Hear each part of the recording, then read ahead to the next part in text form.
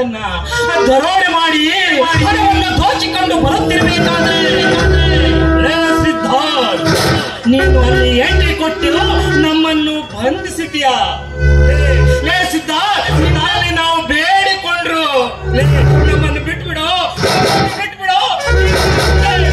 ನಾವು ಅಂತ ತಪ್ಪು ಕೆಲಸ ಮಾಡೋದಿಲ್ಲ.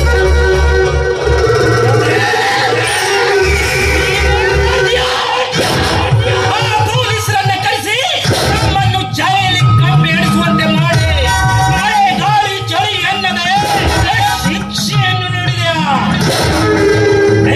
ಸಿದ್ಧಾರ್ಥ, ಆ ಸೇಡಿನ ಕಿಚ್ಚನ್ನು ಹೊತ್ತು ಜೈಲಿನಿಂದ ತಪ್ಪಿಸಿಕೊಂಡು ಬಂದಿದ್ದು ಆಯಿತು, ನಲ್ಲಿ ಬಂದದ್ದು ಆಯಿತು.